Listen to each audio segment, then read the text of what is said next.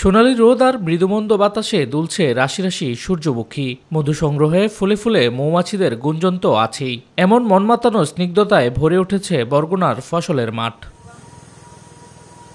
বরগুনা সহ কয়েকটি উপজেলায় নানা ধরনের ফসলের পাশাপাশি এখন চাষ হচ্ছে সূর্যমুখী ফুলের।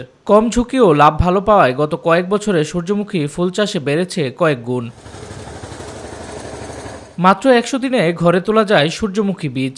এছাড়া অন্যান্য ফসলের চেয়ে ভালো ফলন ও তুলনামূলক লাভ বেশি হয় বলে এ চাষে আগ্রহ বাড়ছে কৃষকের।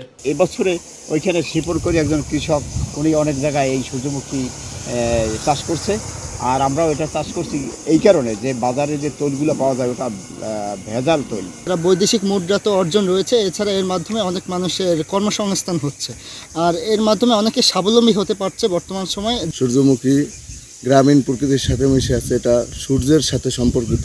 জেলায় সূর্যমুখী চাষের আবাদ বাড়ছে, এজন্য কৃষকদের উদ্বুদ্ধকরণের পাশাপাশি প্রণোদনা ও নানা পরামর্শ দেওয়া হচ্ছে বলে জানায় কৃষি বিভাগ। কৃষকদেরকে সূর্যমুখীর বীজ এবং সার এবং পাশাপাশি আমরা এই যে তেল জাতীয় ফসল আবাদ বৃদ্ধির জন্য আমাদের যে স্পেশাল পরিকল্পনা ছিল সেখানে আমাদের কৃষকদের উদ্বুদ্ধ করা, প্রশিক্ষণ দেওয়া।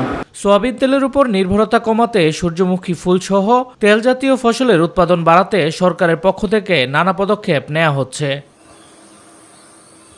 শামস তাবরিজ উচ্ছ্বাস, মাই টিভি নিউজ ডেস্ক।